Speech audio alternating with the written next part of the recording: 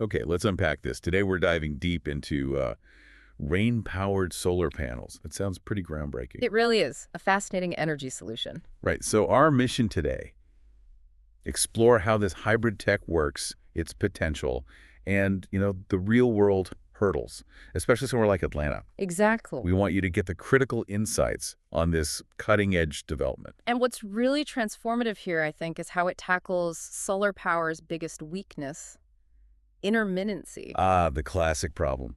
Sunny days are great, but clouds, rain. Precisely. Traditional panels struggle then. This tech, well, it aims to keep the energy flowing pretty much regardless of the weather. So how do they actually pull electricity from raindrops? What's the core tech here? Okay, so it boils down to something called Triboelectric nanogenerators, Mm. T&Es for short. Got Got it. Yeah, and they basically convert the mechanical energy of a falling raindrop hitting the panel into electricity. It uses the triboelectric effect. Triboelectric. Yeah. Like static electricity. Sort of, yeah. Think rubbing a balloon on your hair. Here, it's the friction between the water droplet and the panel's surface that generates a charge. Huh. And is this just a small boost, or are we seeing real performance improvements? Oh, we're seeing significant leaps. Some recent breakthroughs, like Tsinghua University's bridge array design, they got peak power outputs 5 times higher than older Tang setups. 5 times. Yeah. And a 2023 study showed a hybrid 10 PV system that's photovoltaic. The normal solar cell, it averaged over 40 milliwatts per square meter in the rain. Okay. And how did that compare? Well, get this. It actually outperformed the standalone solar panels under the same rainy conditions. They were only getting about 37 milliwatts. Wow. So even light rain isn't useless energy-wise. Exactly. It can sustain a baseline energy production.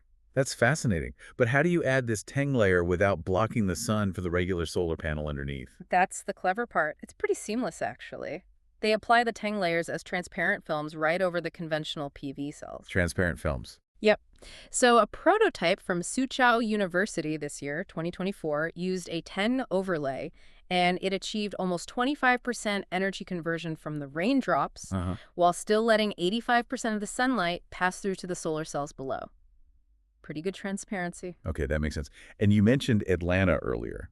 With all its rain, it seems like a perfect place to test this, right? Absolutely. Atlanta's climate, that humid subtropical weather, it averages, 50 inches of rain a year? Yeah, that sounds about right. What? Lots of thunderstorms. Exactly. Yeah. That makes it a prime candidate. Tens can directly help make up for those seasonal dips in solar output, during summer storms or even just winter drizzles. It smooths out the generation curve. Right, more consistent power year-round. Okay, Yeah. let's pivot a bit to the economics and the policies in Atlanta. Georgia's seen solar growth, sure, but what challenges are residents looking at for this kind of tech? Well, Georgia has installed, I think it's 4.3 gigawatts statewide now, which is good progress. But Atlanta residents specifically, they face some unique hurdles. Georgia Power, for example, has this instantaneous netting policy. Instantaneous netting. What does that mean practically?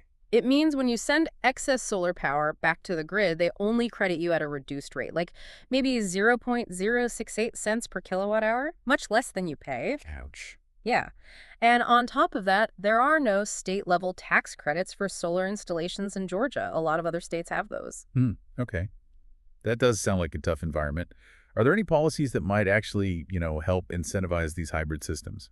Actually, yes. It gets interesting when you look at Atlanta's time of use, or TOU, electricity rates. Ah, the rates that change depending on the time of day. Exactly. Super off-peak, like 11 p.m. to 7 a.m., can be incredibly cheap, maybe 0.01 thenes per kilowatt hour. Wow, that is cheap. But then peak hours, usually 2 p.m. to 7 p.m. in the summer, they spike way up, maybe $0.23 per kilowatt hour. Big difference. Huge. So this creates a really strong financial reason to pair these hybrid TNG solar systems with battery storage. Okay, I see. Generate with sun and rain, store it maybe when rakes are low or generation is high, and then use that stored energy during those expensive peak hours. You got it. That's energy arbitrage, using the price differences to your advantage. Makes sense.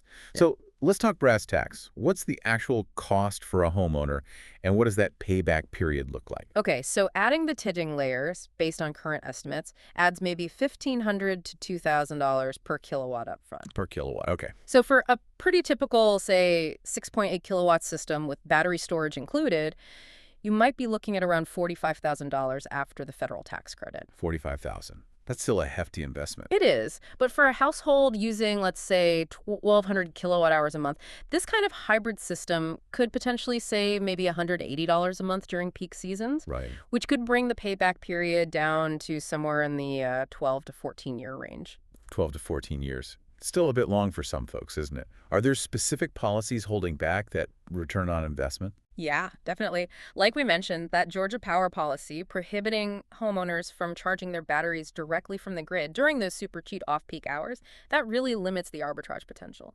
Ah, so you can only charge the battery from your solar panels. Primarily, yes, if you want the best solar crediting. And then there's maintenance. These hybrid panels, especially the Tang part, they need to be kept clean. Because of the friction mechanism. Exactly. Pollen, dust, debris, they can block the sensors or reduce efficiency, so you might need more frequent cleaning, maybe even automated cleaning robots, which adds, another $1,000 to $2,000 potentially. Okay, so costs and policy hurdles. But despite that, is anyone actually using this in Atlanta? Is there real-world proof it works there? Yes, absolutely. There are positive signs. Community programs like Solarize Atlanta, they've helped cut installation costs for regular solar by 15–20% through bulk purchasing. That helps. And very importantly, Georgia Tech researchers actually installed a 5-kilowatt hybrid 10J solar system right there on campus back in 2024. Oh, really? How'd it do? Pretty well, apparently. During a 3-month trial, they measured 0.8 kilowatt output just from the Tang part during moderate rainfall. Just from the rain. Yeah. And overall, the system offset about 40% of that building's energy needs during the trial, so it definitely works in the local conditions. 40% is significant. Okay, looking forward then. What's next for the tech itself? Any big innovations on the horizon? Well, researchers are looking at things like multi-layered Tang arrays. The idea is to stack them to potentially amplify energy capture by like 300%. Wow. And also AI-optimized cleaning systems. Smarter robots could potentially cut those maintenance costs by maybe 30%. That would certainly help the economics. Yeah. So wrapping this up, it feels like these rain-powered solar panels offer a really transformative path towards better energy resilience, right? Definitely. A huge opportunity. But it seems clear that policy changes are really needed to unlock that potential fully. Things like pushing for one-to-one net metering, like they have in California. That would make a big difference. And maybe introducing state tax credits. Even a 10–15% credit could potentially knock that payback period down into the 8 to 10-year range, couldn't it? Oh, easily. That would make it much more attractive financially for homeowners. So a final thought then. This tech essentially turns rain, something we usually see as, an inconvenience, especially for solar. Right. Bad weather for solar. It turns it into a valuable energy asset. How might that fundamental shift harvesting energy from rain change how we even think about bad weather when it comes to renewables? That's a fascinating question to ponder, isn't it? Reframing the weather itself.